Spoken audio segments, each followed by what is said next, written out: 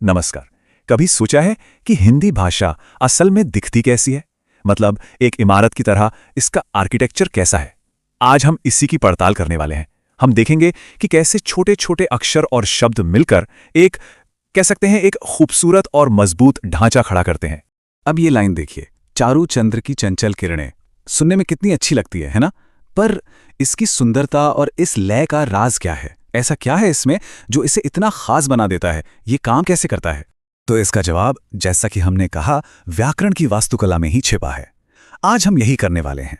भाषा को एक इमारत की तरह बिल्कुल टुकड़ा दर टुकड़ा खोलकर देखेंगे, ताकि ये समझ सकें कि आखिर ये वाक्य बनते कैसे हैं और भाषा इतनी असरदार कैसे हो जाती है। तो चलिए शुरू करते हैं। सीधा भाषा की नींव में उतरते हैं और शुरुआत करते हैं इसके सबसे बुनियादी बिल्डिंग ब्लॉक से, यानी इसकी ईंटों से। और वो ईंटें हैं संज्ञा। किसी भी व्यक्ति, जगह, चीज या एहसास का नाम, वो सब संज्ञा है। सीधी सी बात है, दुनिया में हर चीज का एक नाम है और वही नाम संज्ञा है। ये भाषा की नींव की पहली ईंटें हैं। इन्हीं से हमें बात करने के लिए कोई टॉपिक मिलता है। इनके बिना तो सोचिए कोई भी वाक्य एकदम अधूरा है। अब देखिए, ये और भी दिलचस्प हो जाता है। संज्ञा को हम 5 अलग अलग श्रेणियों में बांट सकते हैं: व्यक्तिवाचक, जातिवाचक, समूहवाचक, द्रव्यवाचक और भाववाचक। ये जो वर्गीकरण है ना, ये हमें भाषा को और भी ज्यादा कह सकते हैं कि सटीकता से समझने में मदद करता है।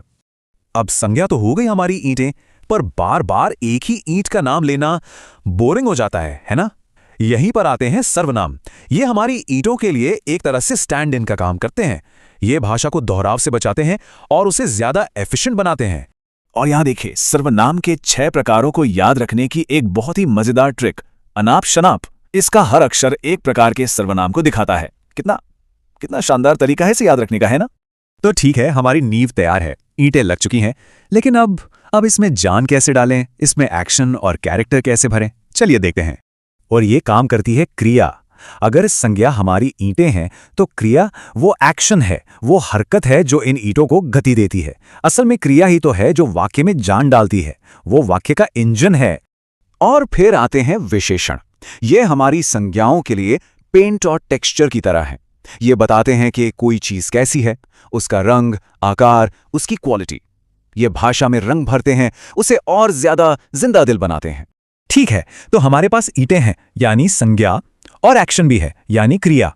लेकिन इन सबको आपस में जोड़ेंगे कैसे? वो कौन सा गारा या मोटार है जो इन्हें जोड़कर एक मजबूत और मतलब वाली इमारत बनाता है? वो गारा है कारक। कारक वो गोंद है जो वाक्य के अलग अलग हिस्सों को एक साथ चिपका कर रखता है।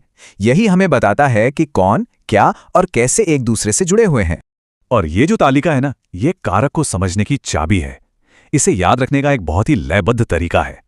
कर्ता ने कर्म को कारण से, ये एक धुन की तरह है, और एक बार ये धुन पकड़ में आ गई तो इन कनेक्शंस पर पकड़ बनाना बहुत आसान हो जाता है। अब बात करते हैं भाषा के फ्लो की। संधि, ये एक कला है। जब 2 शब्द मिलते हैं तो उनकी ध्वनियों को आपस में मिलाने की कला, ताकि बोलने में एक सहजता आए, एक मधुरता आए। जैसे एक छोटा सा उदाहरण देखते हैं। एक छोटी अ की ध्वनि और एक और छोटी अ की ध्वनि जब मिलते हैं तो बन जाती हैं एक लंबी आ की ध्वनि। बिल्कुल वैसे ही जैसे हिम और आलय मिलकर हिमालय बन जाता है। यही है संधि का जादू, शब्दों को जोड़कर नया और सहज बनाना। और फिर आता है समास। ये संधि से कह सकते हैं एक कदम आगे है। संधि में तो सिर्फ ध्वनियां मिलती हैं, लेकिन समास में पूरे के पूरे शब्द मिलके एक नया शक्तिशाली शब्द बनाते हैं। इससे भाषा और भी कॉम्पैक्ट और भी संक्षिप्त हो जाती है। तो अब देखिए, हमारी इमारत का ढांचा तो तैयार है, लेकिन अभी ये एक सादा ढांचा है। इसे सुंदर कैसे बनाया जाए? चलिए अब भाषा की इंटीरियर डिजाइनिंग पर एक नजर डालते हैं। और ये इंटीरियर डिजाइनिंग होती है अलंकारों से। अलंकार मतलब आभूषण। जैसे गहने किसी इंसान को सजाते हैं, वैसे ही अलंकार भाषा को सजाते हैं। यही वो जादू है जो एक साधारण सी इमारत को कला के एक शानदार नमूने में बदल देता है। ये यमक अलंकार का एक क्लासिक उदाहरण है। काली घटा का घमंड घटा। यहां घटा शब्द 2 बार आया है। पहली बार इसका मतलब है बादल और दूसरी बार कम होना। देखिए, एक ही शब्द लेकिन 2 अलग अलग अर्थ। यही तो खूबसूरती है। और यह है अतिशयोक्ति अलंकार, मतलब किसी बात को बढ़ा चढ़ाकर कहना। हनुमान की पूंछ में लगन न पाई आग, लंका सगरी जल गई, गए निशाचर भाग। मतलब पूंछ में आग लगी भी नहीं और पूरी लंका जल गई। ये एक नाटकीय और बहुत ही शक्तिशाली प्रभाव डालता है और कहानी को हमेशा के लिए यादगार बना देता है। तो अब इन सभी हिस्सों को ईंटों, गारे, एक्शन और सजावट को मिलाकर देखते हैं कि कैसे एक पूरी संरचना तैयार होती है, यानी एक पूरा का पूरा वाक्य।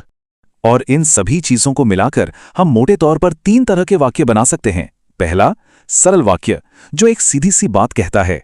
दूसरा, संयुक्त वाक्य जो 2 बराबर के विचारों को जोड़ता है। और तीसरा, मिश्र वाक्य जिसमें एक मुख्य विचार होता है और बाकी के विचार उस पर निर्भर करते हैं। तो आखिर में सबसे जरूरी बात क्या है? यही कि व्याकरण ये सिर्फ सूखे नियम नहीं है, ये तो भाषा का संगीत है। वो धुन है जो भाषा को जिंदा बनाती है। तो सवाल ये उठता है कि इन सभी वास्तुशिल्प उपकरणों के साथ कौन सा गीत रचा जा सकता है? भाषा की सुंदरता की कोई सीमा नहीं है और अब इसे बनाने के लिए सारे औजार हमारे सामने हैं। अगर वीडियो अच्छा लगा हो, ऐसे ही इंटरेस्टिंग टॉपिक सब्सक्राइब करें।